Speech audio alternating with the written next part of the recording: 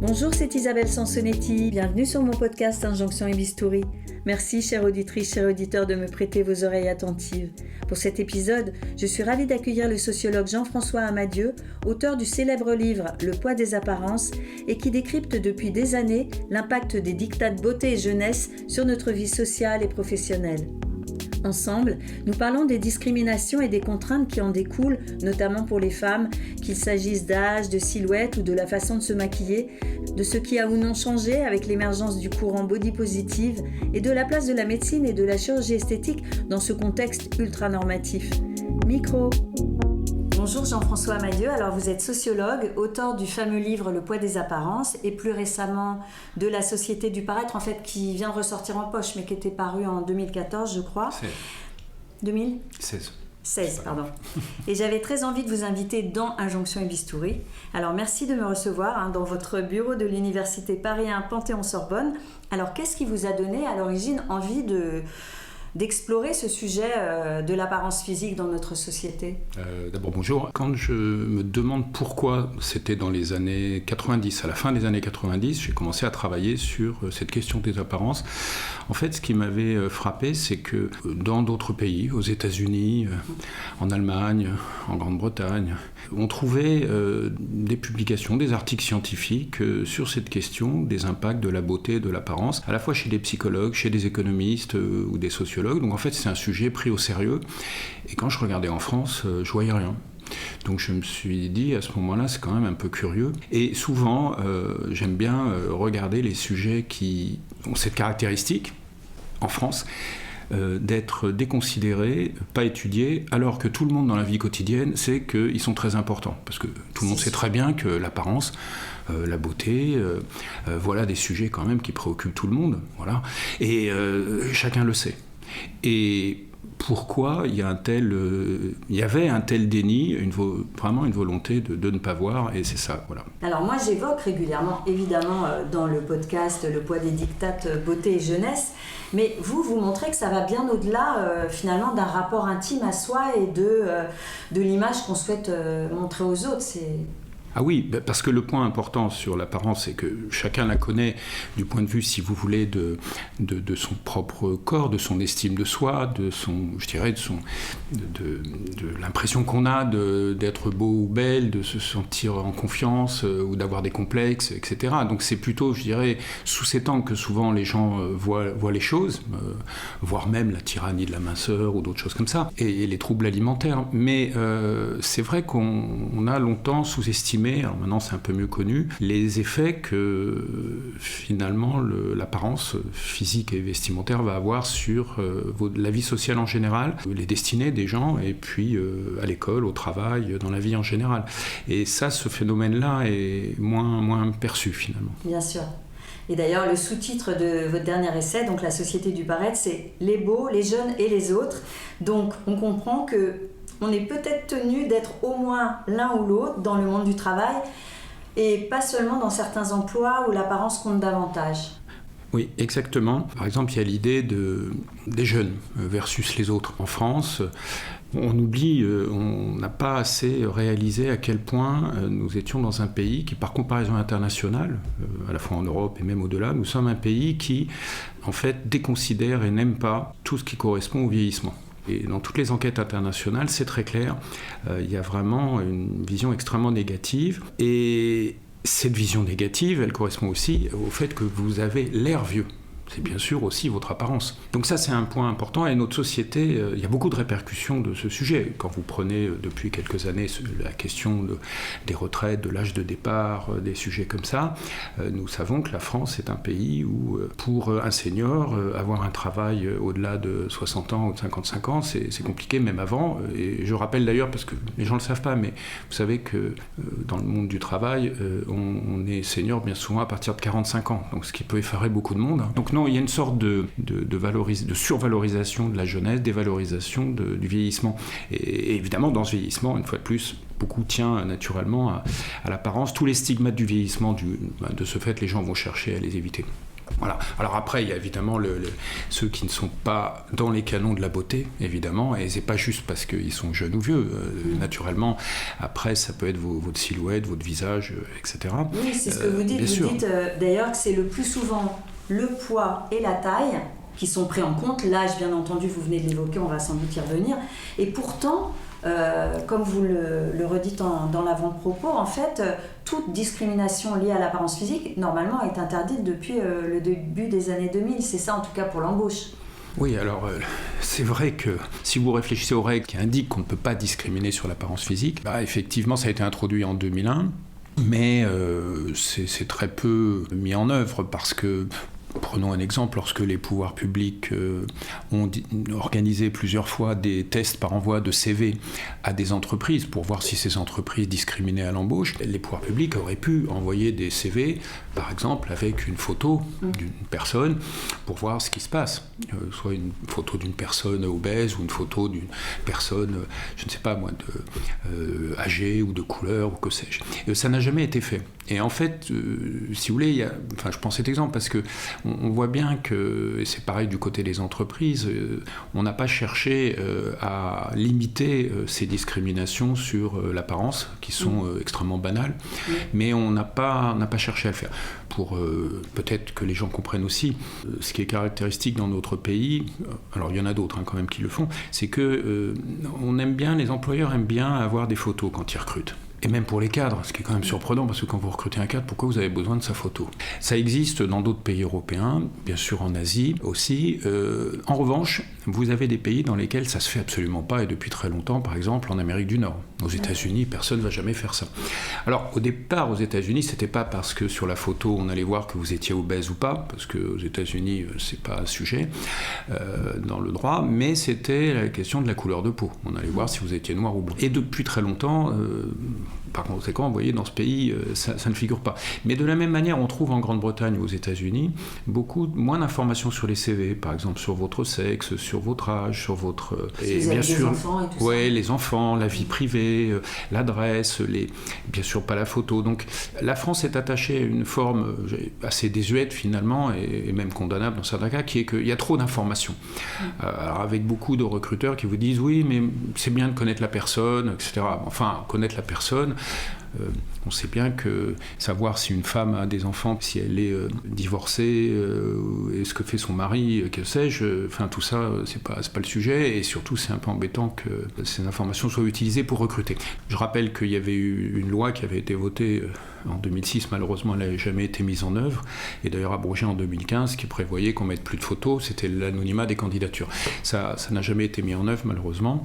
Alors aujourd'hui on nous dit que les employeurs utilisent les réseaux sociaux, et que bien sûr il y a les photos partout, il y a des photos ou des vidéos de vous, et il suffit de taper votre nom, et on sait qu'évidemment vous allez trouver votre photo et celle de vos amis, etc. Alors on sait que ça existe, mais autant c'est très vrai chez les cadres, mais n'oublions pas que pour beaucoup d'emplois qui sont moins qualifiés, les employeurs ne recrutent pas via les réseaux sociaux et de cette manière. En France, aujourd'hui, beaucoup du recrutement, là, si on raisonne pour les cadres, oui, mais pas pour les autres salariés. Et dans les autres cas, c'est vrai qu'on n'a pas... Le CV, la photo n'est pas forcément nécessaire, et de toute façon, elle ne devrait pas figurer sur des CV. Moi, je reproche beaucoup, d'ailleurs, à beaucoup de grandes entreprises de ne pas avoir eu le courage de dire « N'envoyez plus vos CV avec photo, nous, on ne mange pas de ce pain-là ». Bon, ça aurait été bien qu'elle le fasse d'elle-même, parce que on ne peut pas tellement justifier pourquoi vous avez besoin de voir la tête de quelqu'un. Alors après, certains pourraient dire c'est parce qu'on va regarder les vêtements, etc. La façon de se présenter. C'est pareil dans un entretien, la façon de se présenter. Et là, il y a simplement un problème, c'est que le défenseur des droits considère, c'est sa doctrine, que l'apparence vestimentaire, tout ce qui relève de votre vêture, bien sûr de votre maquillage, de vos bijoux, etc., cet ensemble relève de l'apparence physique, et dès lors, vous ne pouvez pas, sur la base de la présentation, écarter quelqu'un. Quand on dit ça, à la fois, tout ça est très théorique, c'est le droit, et puis les gens vont vous dire, n'importe qui va vous dire, c'est quand même normal, vous recrutez quelqu'un pour travailler dans une grande banque, et puis il va venir en sweat à capuche et en basket, vous dites, voilà, qui est un peu bizarre. Je rappelle simplement l'interprétation du défenseur des droits, qui considère que notre loi imposerait aux recruteurs de ne pas prendre en considération cet élément. C'est juste un rappel de droit. Ouais. Alors, on parle de l'apparence physique et vous rappelez dans votre livre en fait que c'est de loin ce qui déclenche les préjugés les plus nombreux et les réactions de rejet les plus violents, mais ça depuis l'enfance, dès l'enfance vous le dites, au point que souvent on associe effectivement des traits physiques à des traits de caractère, des compétences et tout ça, et qu'il se passe un peu la même chose aussi au niveau travail, puisque vous avez même un intitulé qui dit que le physique est souvent érigé en critère d'embauche. Alors on imagine bien que c'est implicite et non dit, mais et que bien souvent on associe peut-être à une allure et à une tête, peut-être les compétences et les qualités qui ont l'air d'aller avec, alors qu'il n'y a aucun lien a priori. Oui, bien sûr. En fait, dans mon dernier livre, aussi le précédent, je rappelle quelque chose qui est connu maintenant depuis des décennies, qui est très très bien mesuré, là sans aucune hésitation, qui est que la beauté, pour résumer, va déclencher une série d'appréciations positives chez les autres. Donc on va vous voir avec des qualités multiples et merveilleuses, avec une liste qui est longue, oui. Et vous n'avez quasiment aucun défaut. Ouais, c'est fou. Aucun. Et vous n'avez que des qualités. Et quand on dit donc ce pouvoir, si vous voulez, de la beauté, qui va séduire les autres, il faut bien voir que ce que je viens de dire se vérifie à la fois quand vous regardez des silhouettes, le fait qu'une femme soit maquillée, pas maquillée, le fait que votre peau soit parfaite ou qu'elle ait des défauts, des boutons, etc. Que votre visage soit beau, symétrique ou un peu moins beau. Bref, à chaque fois que vous regardez ce qui correspond à l'idéal de beauté, il va déclencher des a priori positifs. Et ces a priori sont absolument incroyables parce qu'en effet, on va vous prêter des qualités, on va prêter au beau des qualités comme le fait qu'il serait, par exemple, plus intelligent, plus compétent, qui réussiront dans leur vie, qui sont sociables, bref, plein de qualités. Il y a peut-être le seul défaut qu'on observerait chez les personnes belles, c'est que les gens considèrent qu'ils sont peut-être pas fidèles. Voilà. Mais si vous voulez, en dehors de ce bémol, tout le reste, c'est un florilège de qualité. Mais ce qui est assez... avec mon équipe, on a mené des travaux ici à la Sorbonne à plusieurs reprises sur cette question, sur ce point tout bêtement. Est-ce que c'est vrai que les personnes belles sont plus intelligentes ? Là, c'est facile à faire puisque on connaît, il y a des tests, ça s'appelle des tests d'intelligence. Donc vous les faites passer. De même, on fait aussi des tests de personnalité. Puis vous regardez, est-ce que ce que les gens croient, ça correspond à la réalité ? Bon, je rassure tout le monde, bien sûr, ça ne correspond pas. Donc, quand on voit la tête de quelqu'un, ça n'est pas vrai qu'on peut dire celui-là, il est intelligent ou c'est un imbécile. Ça ne marche pas. Et en fait, on se fait abuser par le fait que, tout simplement, en résumé, la personne qui est en face de vous satisfait à des standards de beauté, elle est plus ou moins belle. Si elle est belle, il y a des appréciations positives. Et on perd un peu de sa lucidité. En fait, on est simplement séduit. Parce que dans la littérature internationale, les spécialistes considèrent toujours que quand on dit beau, c'est aussi... En fait, le terme équivalent, c'est physical attractiveness, c'est-à-dire l'attirance physique. Et l'attirance physique, c'est pour traduire aussi par une séduction. Vous allez avoir une influence sur les autres. Et ça, évidemment, et ça se vérifie tout le temps, quoi. Par exemple, sur le maquillage, pourquoi l'exemple est intéressant ? Il y avait des travaux nord-américains. Moi-même, j'ai faire des études sous ma direction sur l'effet du maquillage dans le recrutement, dans la vie professionnelle. Ce qui est quand même assez incroyable, c'est pour ça que j'aime bien cet exemple, c'est comment se fait-il que, sous prétexte qu'une femme va se mettre du rouge à lèvres, va se maquiller de façon un peu professionnelle, comme on dit, elle sera considérée comme compétente, bourrée de qualité, versus celle qui n'a pas mis de maquillage ou qui est maquillée peut-être trop au naturel, ou qui n'a pas de maquillage, le pire étant une femme non maquillée. Quand vous observez ça, et donc il n'y a pas que moi qui l'ai fait, dans un domaine professionnel, c'est quand même assez préoccupant. Vous dites que... sauf si elle doit travailler dans un magasin qui vend du maquillage. C'est entendu, naturellement, si vous êtes dans... bien sûr, oui, naturellement, dans certains contextes, c'est parfaitement compréhensible. Mais là, on est en train de parler de cas où il s'agit, par exemple, de recruter une cadre qui travaillera dans n'importe quel service, ou une comptable, etc. Quand vous recrutez l'essentiel des salariés, qui ne sont pas en contact avec la clientèle, qui n'ont pas un impératif de séduire, où est le problème ? Maintenant, il faut quand même aussi considérer un autre point.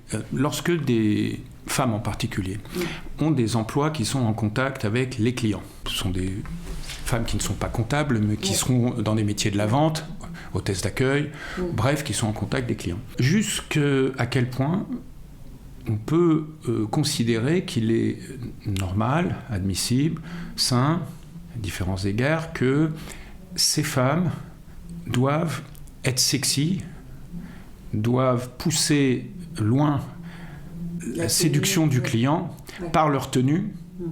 Et c'est une question qui a été mise à l'agenda il y a déjà plusieurs années. Par exemple, est-ce que dans des salons professionnels, est-ce qu'au salon de l'auto ou ailleurs, est-ce que, même dans la restauration, dans le commerce, etc., certes, on s'aperçoit que la clientèle, et en particulier les hommes, peuvent être sensibles au fait que vous avez une tenue sexy, par exemple, talons hauts, décolleté, et que sais-je.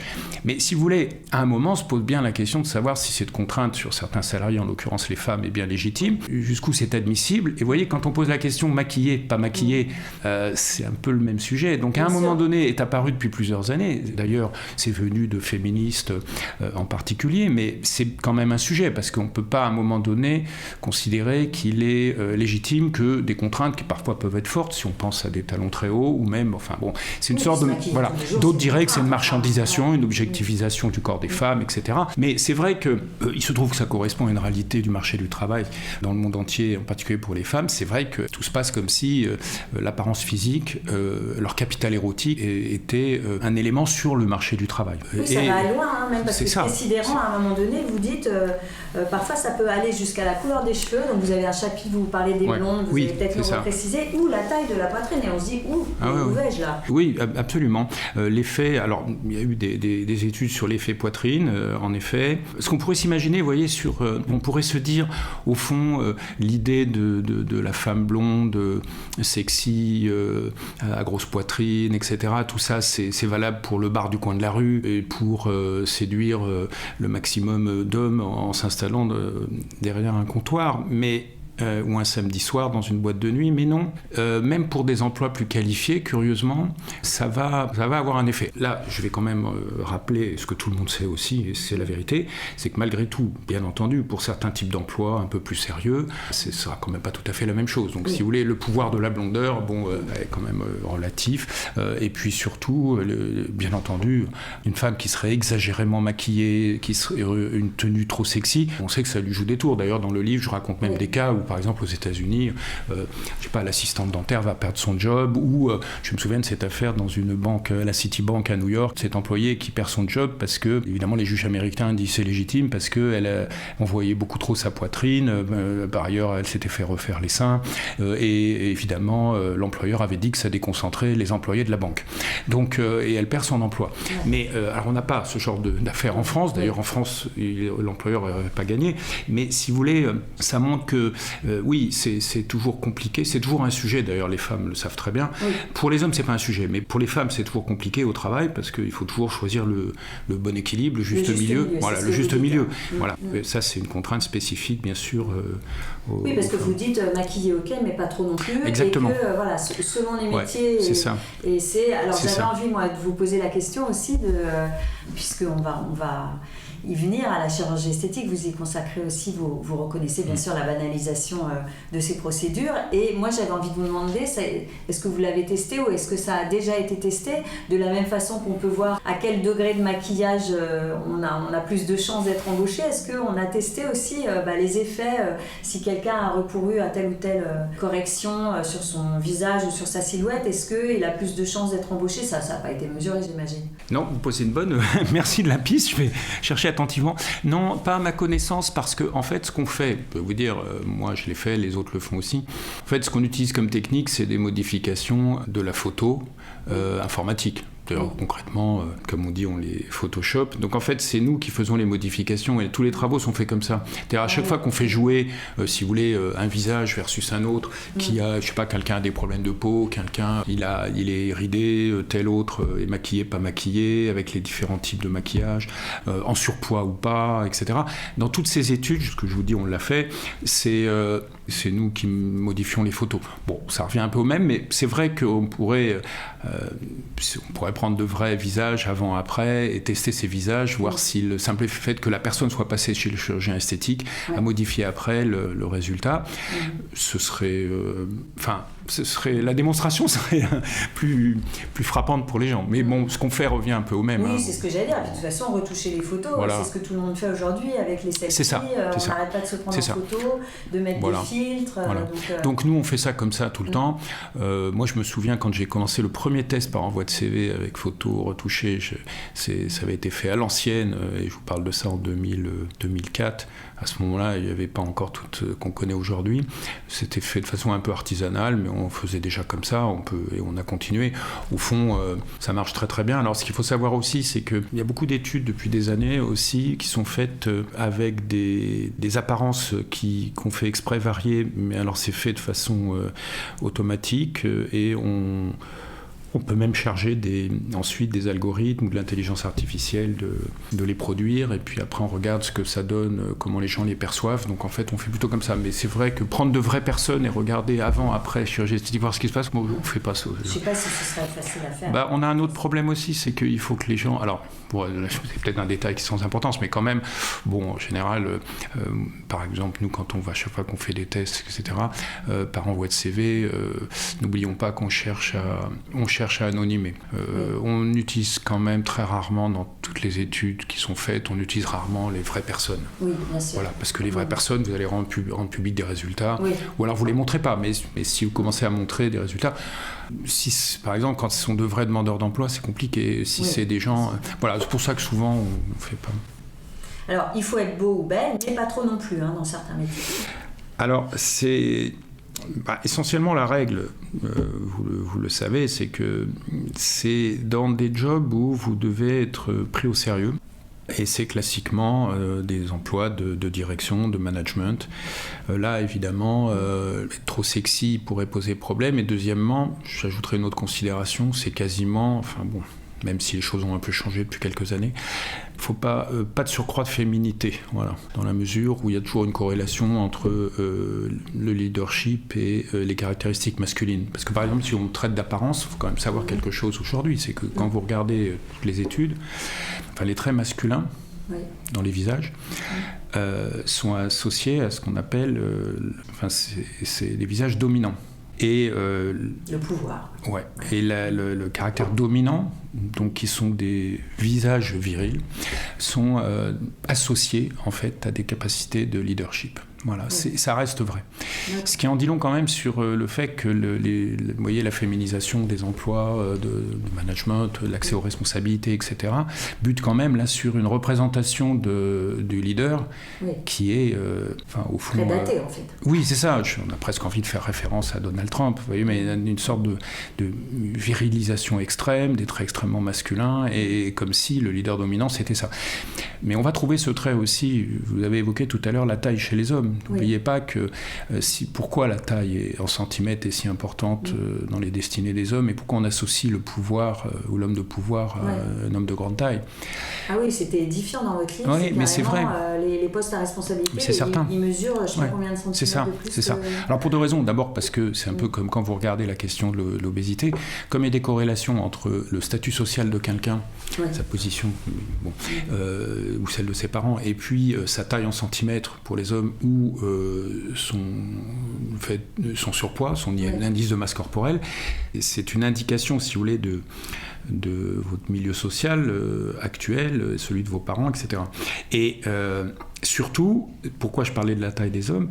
C'est justement parce que c'est là qu'on voit qu'il y a quelque chose de beaucoup plus profond et évidemment qui pose problème, c'est le fait qu'on associe la force physique, tout simplement, la taille, l'homme est grand, et on sait que les femmes préfèrent ces hommes grands qui ont une forme de triangle inversé, avec des épaules larges, ils sont élancés et musclés. Mais c'est le pouvoir, c'est le leadership aussi, et c'est comme le dominant et physique. Comment ? Je dis ça a peut-être changé un peu maintenant. Alors justement, vous abordez le sujet qui est important d'ailleurs, que dans la société du paraître, j'essaie vraiment de regarder, je regarde beaucoup ça, c'est qu'est-ce qui change et qu'est-ce qui ne change pas. Toutes les évolutions qu'on connaît, effectivement, porté sur la société en général, les apparences physiques. Et il y a des choses qui changent. Mais qu'est-ce qui change? Jusqu'où?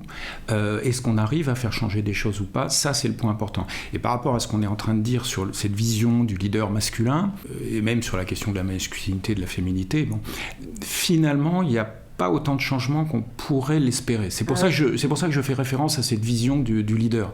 Par exemple, justement, je traite dans le bouquin ça fait déjà quelques années, vous savez, qu'il y a eu beaucoup de prises de parole, le body positive. J'allais vous poser la question. Voilà. Si vous prenez Je me disais, est-ce que ça n'a pas fait... Est-ce que ça n'a pas un peu bousculé la tyrannie de l'apparence? C'est ça. C'est ça. Voilà. Quand même, depuis le temps, il y a eu des comptes sur les réseaux sociaux. Quand en 2016, je me suis dit, il faut essayer de regarder où on en est, parce que sur l'apparence, il y a quand même eu en effet déjà à la fois le mouvement body positive, beaucoup de prises de parole, de stars, etc. On a l'impression que ça a bougé. Et puis il y a des annonceurs, il y a quand même eu un certain nombre de grandes entreprises qui ont choisi d'avoir de nouvelles égéries seniors, de faire une place à des femmes obèses, etc. Enfin, tout ça, on l'a vu depuis maintenant 10-15 ans. Et puis il y a une prise de conscience sur la grossophobie, sur la tyrannie de l'apparence, etc. Est-ce que ça a un impact? En fait, quand on regarde, malheureusement, pour le moment, tout ce qu'on vient de dire n'a pas suffi, certainement pas suffi à enrayer les tendances lourdes qui proviennent de l'impact considérable des réseaux sociaux. Oui. Et donc, si vous voulez, vous aviez d'un côté la multiplication des réseaux sociaux, donc l'empire de l'image et de nos photos, enfin tout ce qu'on connaît, qui est absolument incroyable dans le quotidien des personnes. Et cet impact-là, il est connu scientifiquement maintenant. On sait très bien que ça impacte quand même beaucoup, l'estime des jeunes filles, comment vous voyez votre corps, etc. Donc les impacts sont connus maintenant. Ils sont même problématiques, comme chacun le sait, au plan psychique, etc. Donc, si vous voulez, quand vous regardez d'un côté le déferlement d'image qui a finalement accentué, ou en tous les cas maintenu, les tendances qu'on observe depuis longtemps, c'est-à-dire au fond la tyrannie de la minceur par exemple, la prime à la jeunesse et l'éternelle jeunesse, mais quand vous regardez les deux exemples que je viens de prendre, l'âge, le surpoids, et que vous regardez aujourd'hui, et en France et dans le monde entier, et plus encore bien sûr en France, mais dans les enquêtes dont nous disposons, les gens, vous savez que par exemple sur le poids, ils veulent perdre du poids. Oui, tout le monde. Tout le monde. Oui. Et vous avez tous remarqué que l'engouement... Ozempic, c'est ça? Ah oui, le médicament... Voilà. Ozempic. Non, mais vous avez aujourd'hui des possibilités sur lesquelles tout le monde est en train de se ruer. Oui. On ne voit pas pourquoi tout le monde ne le ferait pas massivement dans les temps qui viennent.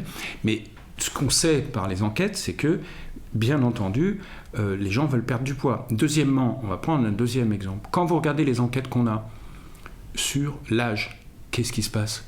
Il n'y a pas eu d'amélioration sur ce front. Ce qui explique le boom de la chirurgie esthétique, de la médecine esthétique, provient très largement de ça. Il s'agit d'éviter les stigmates du vieillissement. Oui, bien sûr. Le boom a été sur toute une partie, c'était ça quand même, il faut le dire. Ah bah oui, bien sûr. C'est le démarrage de la médecine esthétique, c'est là-dessus. C'est ça. C'est les rides, c'est les stigmates du vieillissement, pour faire bref. Tout le monde le sait. Et quand vous regardez, dans le monde entier, il y a un boom de la médecine esthétique.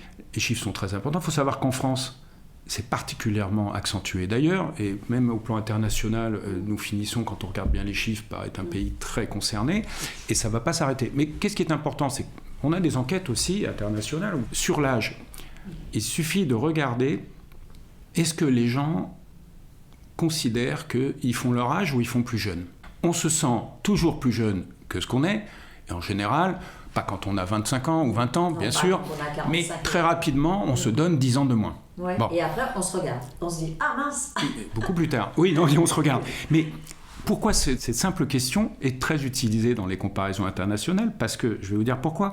Parce qu'elle révèle le fait que vous ne voulez pas vieillir.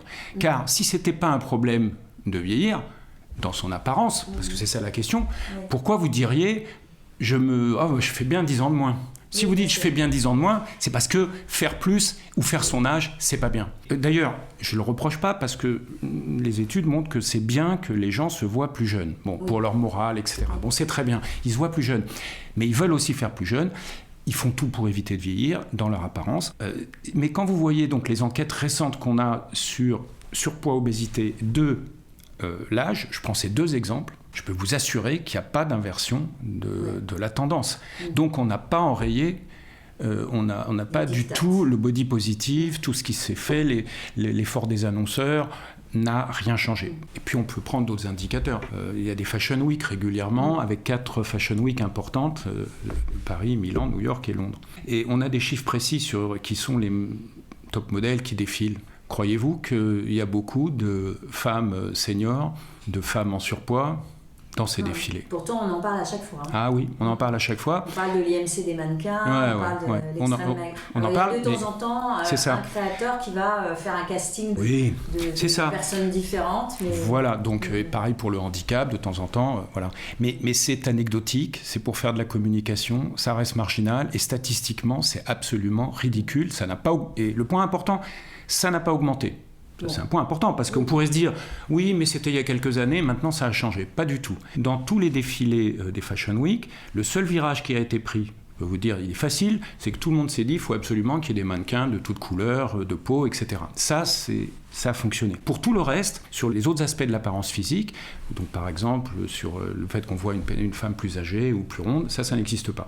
Prenez les publicités des magazines.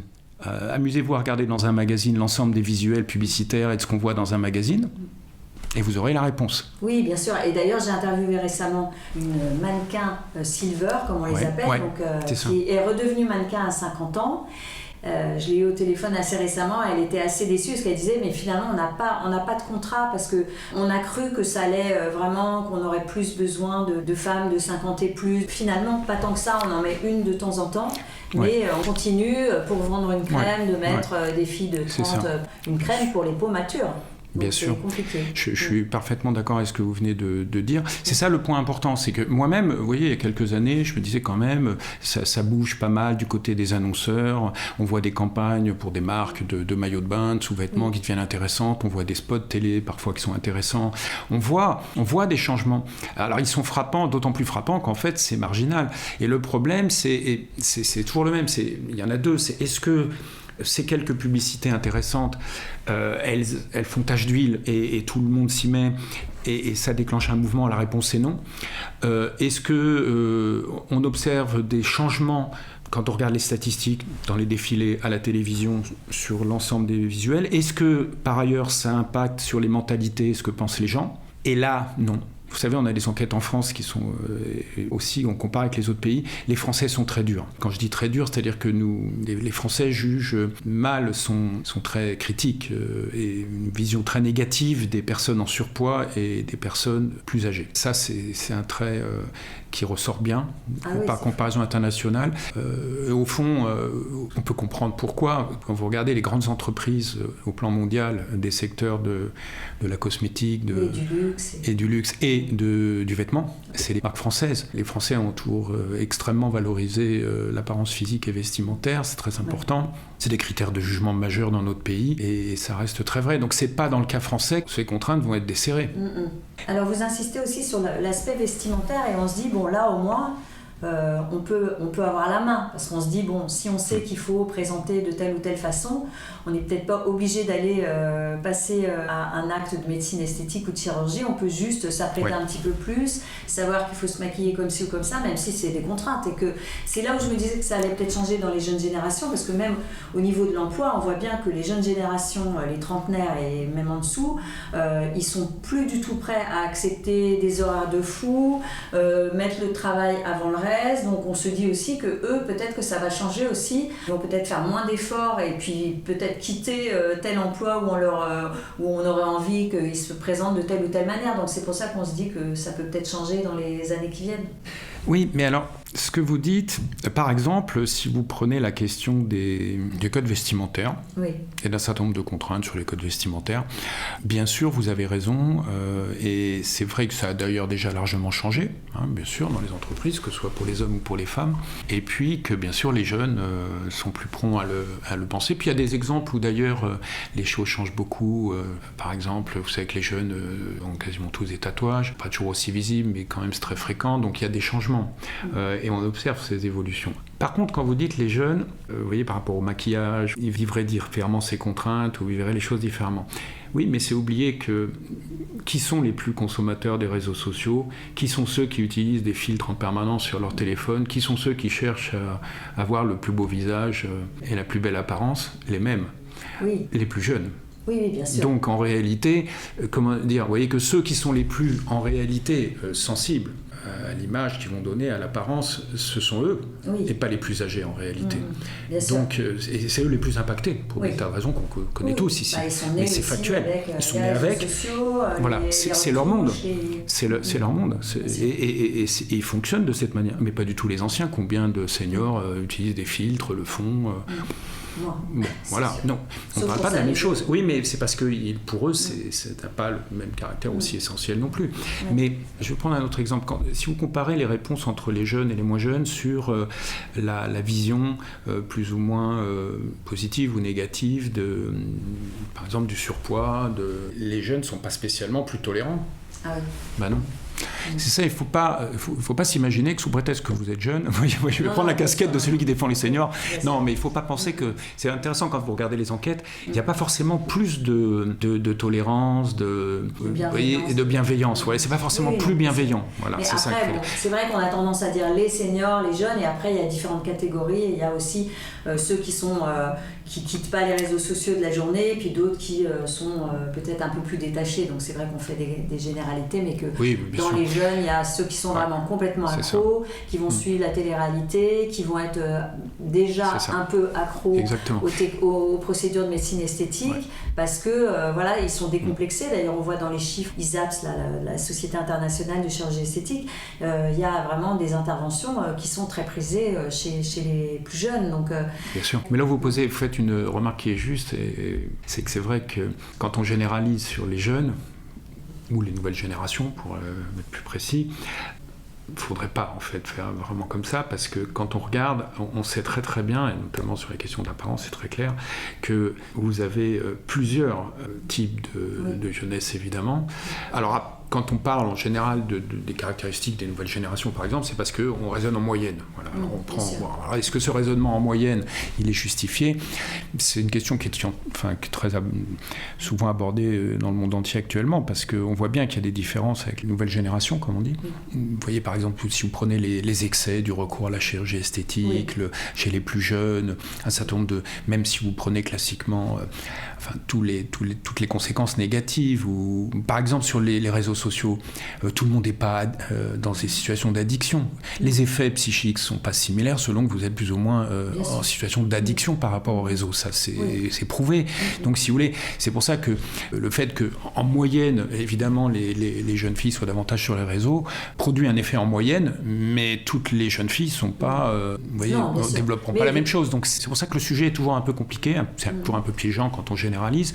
Et puis, mais vous avez raison. Et vous évoquez la banalisation de la chirurgie esthétique. Vous dites que jusqu'à présent, on y recourait donc pour être plus mince, plus sexy, plus jeune, et vous craignez qu'on finisse par y recourir, si on revient au problème de l'embauche, pour avoir l'air plus compétent, voire pour avoir certaines qualités très précises dans le monde du travail. Oui, parce que en fait, c'est surtout d'ailleurs via la médecine esthétique que ce sera facile de le faire. C'est déjà possible de le faire, parce qu'il est évident qu'à partir du moment où vous avez des études qui nous montrent que si vous avez stigmate du vieillissement sur vos cheveux, vos rides, votre peau, etc., ça va dégrader vos chances professionnelles ou à l'embauche. Par conséquent, ça peut se modifier soit sur une photo, soit sur une vidéo, soit avec un maquillage adéquat, etc., soit, bien sûr, avec de la médecine esthétique. Alors, le recours à la chirurgie esthétique, je dirais que là, on n'en est pas là pour le moment à cette fin, enfin, ça reste quand même pas si important que ça. Vous craignez, vous, que dans quelques temps, ou que peut-être déjà pour certains emplois, on aille recourir à... Alors, on sait qu'on y va pour avoir l'air moins fatigué. Moi, j'ai interviewé plusieurs personnes dans mon podcast où c'est vraiment le milieu du travail est un milieu difficile. Quand on monte sa propre boîte, faut pas avoir l'air fatigué quand on travaille avec des trentenaires et tout ça. Donc là, c'est déjà le cas. Mais vous poussiez le bouchon un peu plus loin en disant peut-être qu'il y aura bientôt peut-être un visage du leader. Effectivement, il n'est pas impossible que d'ici quelques temps, on arrive à ce résultat. Aujourd'hui, en modifiant le visage d'une personne informatiquement. On sait très très bien comment on peut fabriquer un visage qui aura l'air de quelqu'un qui sera un bon leader, quelqu'un de sympa, quelqu'un d'intelligent, quelqu'un etc. Donc on sait très très bien fabriquer ces visages. On sait faire des avatars, on sait faire plein de choses, donc ça est très facile, c'est connu. L'intelligence artificielle peut le faire facilement, c'est pas un problème. Maintenant, à partir du moment où on sait tout ça, il est évident qu'ensuite, se dire que sur le visage de votre propre visage, vous pourriez faire de menues modifications, pas juste avoir l'air plus jeune, donc on est d'accord, mais donner l'impression qu'on a une personnalité d'un type ou d'un autre, oui. Ça c'est qu'on pas... Qu'on est un décideur. Oui, qu'on est un décideur. Qu'on est un créatif. On pourrait imaginer plein de choses voilà. Comme ça. Et c'est faisable, parce que par exemple, si on dit votre mâchoire, vos joues, l'ensemble de votre visage peut connaître des modifications, de menues modifications. Donc la médecine esthétique et la chirurgie esthétique peuvent toutes les deux, parce que la médecine esthétique aussi, puisque c'est aussi possible dans ce cadre-là. Alors pourquoi je évoque beaucoup la médecine esthétique ? Parce qu'évidemment, elle a beaucoup d'avantages. Absolument, puis elle est plus prisée qu'une intervention. Évidemment, c'est réversible, etc. Mais plus abordable, etc. Pour le moment, c'est pas encore ce qui s'est passé. Mais c'est parfaitement imaginable techniquement. Si vous voulez, si les gens pourraient avoir envie d'avoir ces modifications, et il suffit ensuite de les mettre en œuvre. Tout ça peut être confié à de l'IA ou à des systèmes automatiques ou à des robots. Si à partir du moment où on sait ce qui marche et ce qu'on a envie de le reproduire, on peut le faire. Bon, pour le moment... oui, on n'en est pas là. Puis après, on peut aussi se dire, en fait, si on arrive à avoir des visages un peu clonés, standardisés comme ça, est-ce que c'est pas contre-productif à un moment donné aussi, y compris dans le milieu du travail ? Est-ce que...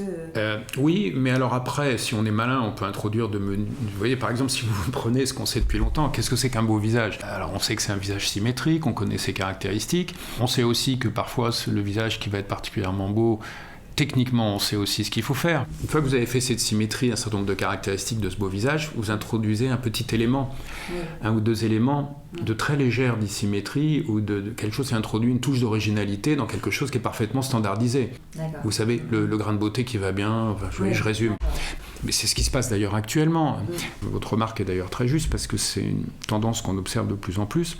Vous savez que dans le recours à la médecine esthétique, il y a de plus en plus, les gens cherchent à être uniques et différents. Ils ne cherchent pas à être clonés, à ressembler aux autres. D'ailleurs, en chirurgie esthétique, c'est vrai aussi, mais surtout en médecine esthétique. C'est-à-dire, vous pouvez vous dire, c'est un mélange, c'est un peu comme le tatouage. À la fois, vous faites comme les autres, à la fois, vous voulez ressembler à, c'est un peu la norme, mais vous voulez être quelqu'un d'unique et de différent. Et évidemment, la médecine esthétique va vous permettre de le faire. C'est vous qui choisissez pas mal de choses, vous pouvez changer, peut-être que dans 3 mois vous ferez autre chose. Donc les gens veulent être uniques et différents. Oui, mais alors ça, c'est aussi un discours marketing de tous ceux qui vendent des produits injectables, des lasers, des machines. Oui, je sais. Mais c'est assez paradoxal parce que à la fois on vous dit soyez vous-même, mais en même temps on se retrouve tous à faire des techniques équivalentes qui font que, passé un certain âge, quand on va aller gommer les rides, injecter un peu en haut des pommettes pour tirer sur les sillons nasogéniens et compagnie, tout ça, ça va finir par donner un visage qui est quand même un peu standardisé, même si on veut rester unique. Vous voyez ce que je veux dire ? Oui, tout à fait. C'est complexe en même temps. Parfaitement raison. Vous formulez très bien les choses. Bien sûr, c'est vrai que c'est un élément marketing, je suis d'accord, mais c'est un mélange des deux qu'on observe en pratique. De ces deux tendances qui peuvent paraître totalement contradictoires, qui pourtant coexistent. Pour ça, je fais le parallèle avec les tatouages. Mais c'est au fond, malgré tout, cette envie qu'ont les gens ils disent pas qu'ils vont faire comme les autres. Oui, alors, bien sûr, les plus jeunes qui peuvent aussi avoir envie de ressembler à tel ou tel influenceur. Ça, c'est une partie de la réalité. Mais c'est un mélange des deux. Après, il y a aussi la technique qui nous échappe. Parce que vous parliez de tout ce qui peut permettre de transformer une photo avec l'IA ou en tout cas avec des logiciels et tout ça. Mais après, concrètement, quand on est sur un visage, si on injecte à tel endroit, ça va donner tel volume à cet endroit-là du visage. Donc finalement, on peut, sans le vouloir, arriver à des visages qui sont un petit peu standardisés. Ça échappe, c'est pas qu'on veuille ressembler à, mais c'est qu'on a enchaîné des gestes qui vont finir par... où on va perdre la singularité de son visage. Oui, vous avez raison, ça peut tout à fait conduire en effet à ce que vous dites, c'est une certaine uniformisation. Mais néanmoins, quand vous regardez ce qui s'est passé dans le domaine de la chirurgie esthétique depuis un certain nombre d'années, même si là aussi c'est un argument classique des chirurgiens esthétiques qui disent ça depuis pas mal de temps, mais ça devient quand même un peu vrai, le fait que, vous savez, les gens veulent quand même que ça se voit quand même pas tant que ça, que ce soit un peu, voilà, que on n'ait pas l'impression que... Qui sortent justement de chez le praticien. Donc voilà, qui sortent de chez le praticien. Donc au fond, comme si ça avait un côté naturel, c'est encore un peu vous voyez. Ça, c'est plutôt rassurant d'ailleurs. Oui, mais c'est de tendance, alors, notamment parce que les Français voulaient toujours marquer la différence, comme vous savez, par rapport aux Américains, etc. Mais quand même, c'est vrai, c'est quand même bien ce qui s'est passé. Il y a quand même eu cette tendance à garder un petit peu de singularité, mais quand vous regardez ce qui fait la beauté, ce qui fait le beau visage, attention, alors la dissymétrie n'est pas favorable, mais en revanche, des éléments qui sont un peu distinctifs sur un visage, c'est un plus. C'est un plus, voilà. Donc c'est pour ça que l'uniformité, à un moment donné, elle rencontre ses limites. Mais cela dit, le résultat moyen n'est pas mauvais. Mais si vous voulez avoir un surcroît d'effets de séduction, comme on dit, c'est aussi sur des petits éléments. Mais alors là, on a beaucoup parlé de l'emploi et tout ça, mais il y a un moment, vous parlez aussi des sites de rencontres. Et quand on se soucie de son apparence physique, c'est pas que pour trouver un job, c'est aussi pour être bien dans sa vie et personnelle, amoureuse, amicale. Et que finalement, souvent, on se met la pression soi-même. Peut-être plus, et on finit par imaginer que les autres attendent qu'on soit beau comme ci ou ça, alors que finalement les autres n'en attendent pas tant. Donc on est très fort aussi pour se mettre la pression tout seul. Et vous disiez aussi que les Françaises ont une faible estime de soi par rapport à d'autres. Elles ne se considèrent pas forcément très belles, n'ont pas forcément confiance en leur beauté, et ça peut-être ça évolue aussi depuis que vous avez étudié les sondages. Non, parce que justement, on sait que les femmes françaises se considèrent comme moyennes, elles voudraient être moins grosses, elles, de façon anormale, parce que d'ailleurs par rapport à d'autres pays, elles ne sont pas en surpoids, notamment par rapport à d'autres pays européens comme la Grande-Bretagne, la Grèce ou d'autres. Ça reflète le fait que le surpoids est mal vu dans notre pays, chez les femmes. Les femmes pensent que les hommes ont une préférence ou une attirance pour des silhouettes plus minces que celles qu'elles ont. Donc elles se l'imaginent, ça n'est pas la réalité. Donc elles veulent en faire trop, ça n'est pas nécessaire. Voilà. Donc en fait, il y a un petit décalage qu'on a observé, il y a quand même un écart. Elles se trompent, elles sont plus exigeantes que ce ne serait strictement nécessaire, c'est ce qu'on sait. Ça n'a malheureusement pas changé. Il faut quand même savoir que les silhouettes, les indices de masse corporelle préférés dans beaucoup de pays européens, dont la France, par les jeunes, les tranches des 18-25, ils restent quand même minces. Oui. Donc, plus proche de la Barbie que de la silhouette réelle. C'est ça. Donc c'est quand même des IMC entre 18 et 22, ou plutôt 18,5 dans certains pays européens, ce qui est quand même très bas. Et puis, de plus, comme je le dis dans le livre, ce qui est un peu effarant quand vous regardez ces résultats, c'est que vous devez avoir un indice de masse corporelle bas et puis beaucoup de formes. Alors, en dehors du chirurgien esthétique, je ne sais pas ce qui va rendre possible. Cette femme-là n'existe pas en réalité. Oui. Donc, c'est ça que je dis d'ailleurs comme ça, c'est que c'est quand même assez incroyable quand vous regardez les chiffres. Pour correspondre aux standards, c'est plus possible. Alors, cela dit, ce modèle-là, il est quand même représenté par, à la fois chez beaucoup d'influenceuses, sur beaucoup de séries télévisées dans le monde entier, de télé-réalité, où ce sont les mêmes, au fond, toutes ces personnes de 18 à 30 ans sont sur le même modèle, physiquement parlant, hommes et femmes.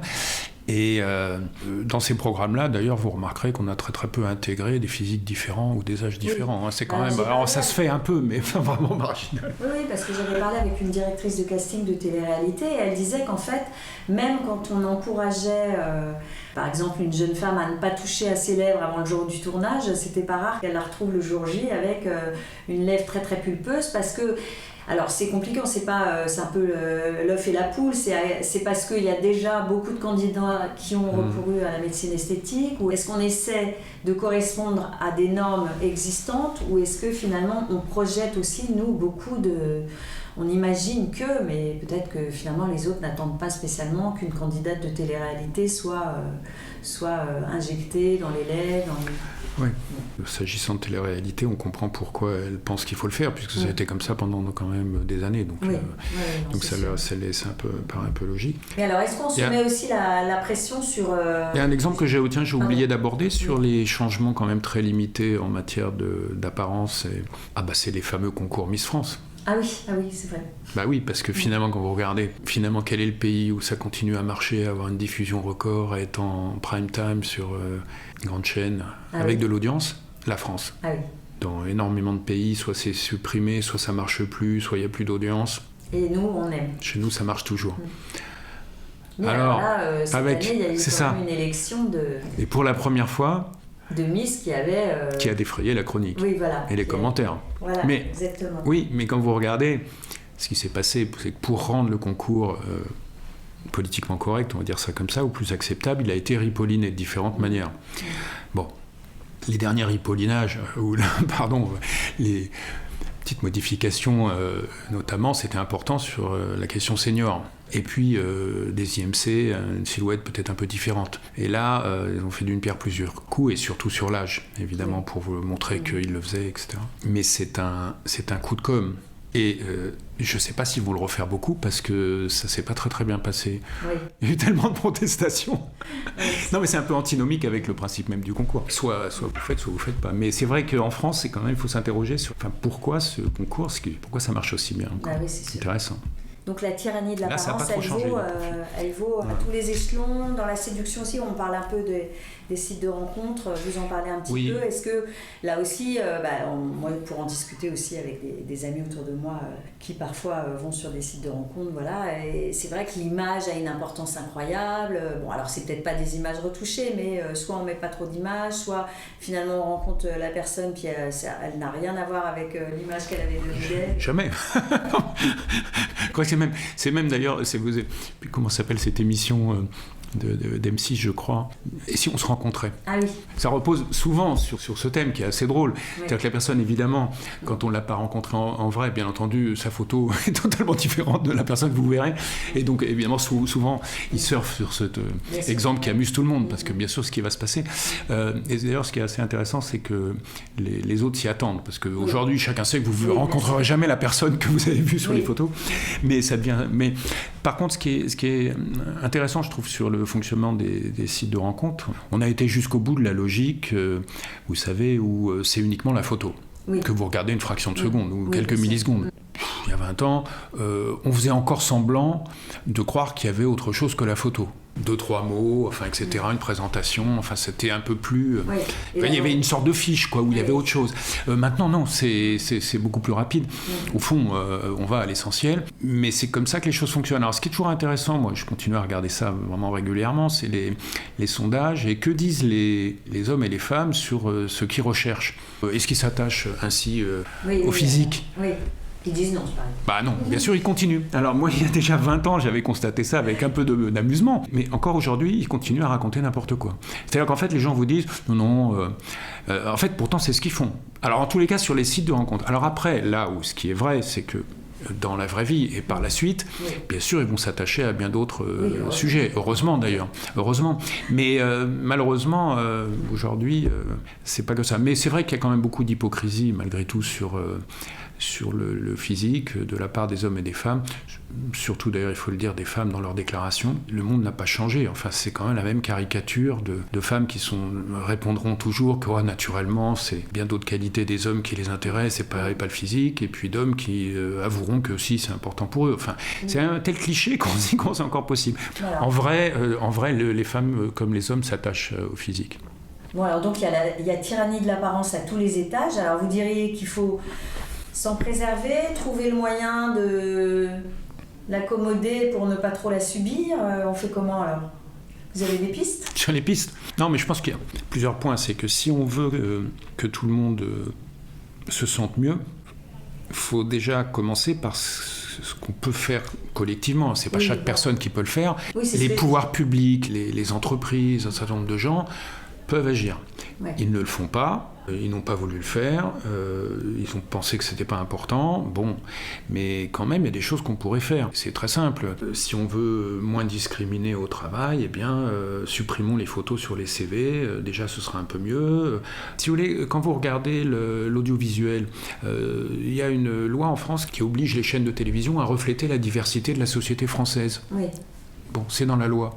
Sauf que quand on a mesuré la diversité, on n'a pas voulu regarder s'il y avait par exemple, des personnes qui sont obèses. On n'a pas voulu le regarder. Moi, j'avais souhaité que ce soit fait. Ça n'a pas été fait. Donc, si vous voulez, il y a quand même une responsabilité... je dirais politique, tout simplement, où quand même on peut essayer d'améliorer. Alors, au niveau de chaque personne, évidemment, c'est plus compliqué. Moi, je pense que vous ne pouvez pas dire à quelqu'un je vais être un militant, je vais être moi-même, je suis une femme, je vais aller à un entretien d'embauche, mais j'y vais au naturel et je ne veux pas me maquiller, etc. En l'état actuel, si vous dites à quelqu'un soyez naturel, soyez vous-même, c'est vos qualités qui comptent. Et c'est vos qualités qui comptent. Pourquoi mentir? Pourquoi travailler son apparence? Pourquoi avoir l'air de quelqu'un d'autre? Pourquoi se parer, se déguiser pour un entretien, par exemple? Ouais. Mais quelqu'un qui dit ça est irresponsable. Vous ne pouvez pas dire à quelqu'un, recommander à quelqu'un d'agir ainsi. Non, parce qu'il va se tirer une balle dans le pied. Ouais. Enfin, en l'état actuel du monde dans lequel on vit. Oui. Et on ne peut pas demander à chaque personne de devenir d'un seul coup, comme vous voyez, le militant d'une cause. Au fond, il va être une avant-garde. Et oui, bah, il aura des échecs, il aura moins d'entretiens, il n'aura peut-être pas de boulot aussi facilement que les autres. Mais cette femme va prendre ce risque. Mais elle prend un risque. Donc chacun fait des petits arrangements. Non, mais chacun, voilà. De même que pour les gens qui vont recourir à de la médecine esthétique, de la chirurgie esthétique, ou tel homme qui n'assume pas aujourd'hui sa calvitie naissante, etc. On ne va pas donner des leçons aux gens, ils gèrent après. Et d'ailleurs, même beaucoup de féministes, par exemple, considèrent qu'en effet, là-dessus, on ne va pas non plus, et même par rapport au maquillage, à beaucoup de sujets. Je veux dire, après, c'est quand même des libres arbitres aussi, et à partir du moment où ce que vous faites n'a pas de conséquences dommageables, parce que bien sûr ça peut être un problème avec la médecine ou la chirurgie esthétique, là il y a des actes qui peuvent avoir des conséquences. Mais pour le reste, ça c'est un autre point. Par exemple, il y a eu des études sur le vieillissement.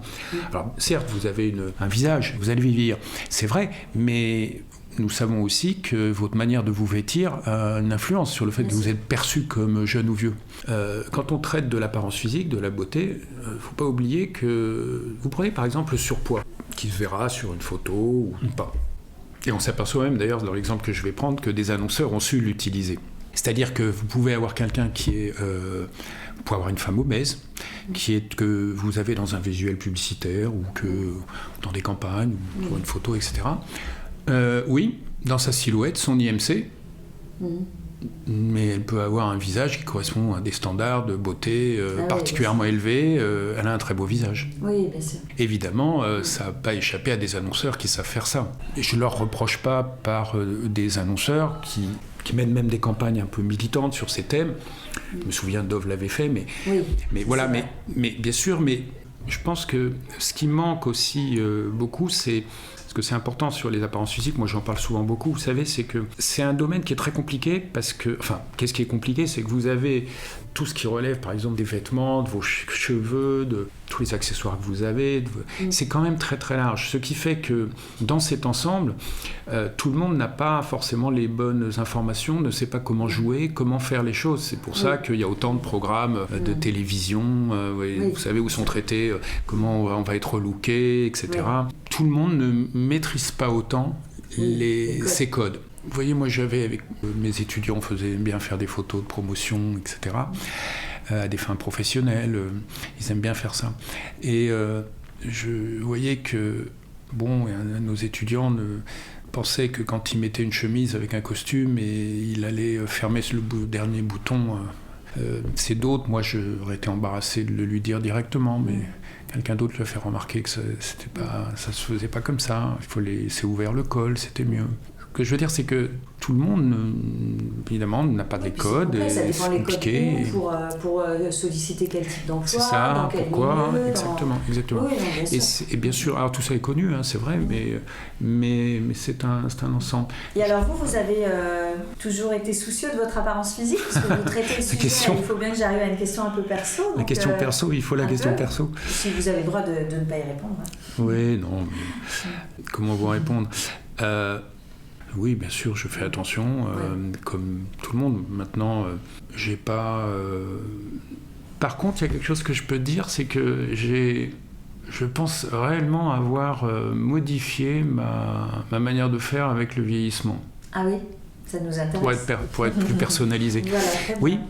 Ouais. C'est-à-dire que... Mais c'est peut-être lié à, évidemment, tout ce que je raconte en permanence, mais je pense que ça a fini par me convaincre moi-même. Je trouve que chez des hommes qui vont à des âges plus ou moins avancés, mais qui vont ne pas assumer leur âge, ne pas vouloir le dire ou être... Donc vous le dites. Je le dis. Et je pense que c'est quand même un indicateur. Parce que si vous ne pouvez pas, si ça vous embarrasse, si ça vous gêne, j'arrive à en être très largement détaché. Oui. Mais je ne dis pas que c'est à 100%, mais quand même c'est un point. Après, si on me demandait si je me vois moins, je pense que les gens me voient avec moins d'années que mon âge, je ferais comme tout le monde, je m'arrêterais, je vais faire comme 100% des Français et des Françaises, dire que naturellement je fais beaucoup moins que mon âge. Mais que tout le monde fait ça. Cela dit, est-ce que je suis plus sensible à ça que d'autres, je sais pas. Je sais pas. Après, je vous ai posé la question parce que vous avez travaillé là-dessus. Après, dans le podcast, c'est vrai, j'allais même vous demander si vous avez fait, comme vous avez des enfants, est-ce que vous, et en travaillant sur le sujet de l'apparence physique, est-ce que vous avez essayé de leur enseigner des choses pour qu'ils n'en soient pas, qu'ils ne subissent pas cette tyrannie de l'apparence ? Oui, vous avez raison de poser la question. Moi, je peux vous raconter... je vais vous raconter une anecdote. J'avais ma dernière fille qui voit les publicités Dove sur des bus parisiens. Et ces publicités, dans le cadre d'une campagne pour toutes les beautés, on voit des profils physiques différents, seniors, obèses par exemple. Et elle me dit, elle devait avoir peut-être à ce moment-là 6 ou 7 ans, et elle me dit mais je ne comprends pas qu'ils fassent une publicité pour des personnes moches. C'est là que vous dites, quelqu'un qui sait ce que vous faites, quelqu'un qui est sensibilisé, vous savez, dans le monde dans lequel on vit, elle exprimait comme enfant ce que les petites gamines qui ont eu des poupées Barbie comme les autres vont vous sortir. De plus, à son âge, il n'y avait pas autre chose que des poupées Barbie. On n'avait pas lancé d'autres Barbie concurrentes ou plus au naturel. Ça n'existait pas. Les Barbie étaient standardisées. Mais ça montre aussi un autre point. C'est pour ça que je vous raconte cette anecdote. C'est que c'est compliqué de dire quand vous avez des filles, est-ce qu'il faut leur dire qu'elles sont belles ou jamais leur dire ça, parce qu'il serait mieux d'insister sur leur qualité personnelle ou leur personnalité ou autre chose. C'est un vrai sujet. Ouais. Et d'un autre côté, si vous ne le faites pas, c'est ennuyeux, parce qu'il faut que qu'une petite fille se trouve belle plutôt que complexée. Bien sûr. Comment vous faites ? Donc après, est-ce qu'il faut supprimer les poupées Barbie ? Pourtant, on sait que les poupées Barbie ont un effet, mais c'est un effet à court terme. Mais on sait qu'il y a eu un effet. Donc après, c'est vrai que pour n'importe quel parent, la réponse est quand même pas si simple. Je pense quand même que je sous-estime le fait qu'il y a quand même un effet de sensibilisation. Évidemment, parce qu'avec les sujets que je traite depuis des années, forcément, mais évidemment, vous imaginez que j'étais un peu effaré. Donc j'explique, mais bon.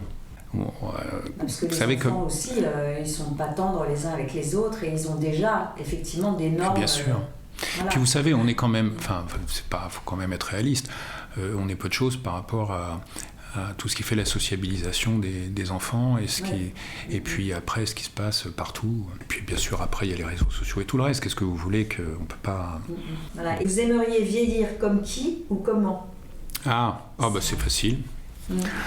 J'ai un beau-père qui a 103 ans et qui est en pleine forme et qui a bien vécu, qui vit bien et qui écrit tous les ans un livre. Et il est chroniqueur pour un journal et il continue à être actif. Et je trouve que c'est génial. Ah bah absolument. Donc voilà, je me souhaite de rester et surtout indépendamment des années intellectuellement en forme et puis productif. Et je trouve ça vraiment ça c'est bien quoi. Merci beaucoup Jean-François Amadieu d'avoir partagé avec nous votre expertise et vos études précieuses sur le poids de l'apparence dans notre société. Chères auditrices, chers auditeurs, j'espère que vous avez apprécié cet épisode et que vous le partagerez autour de vous.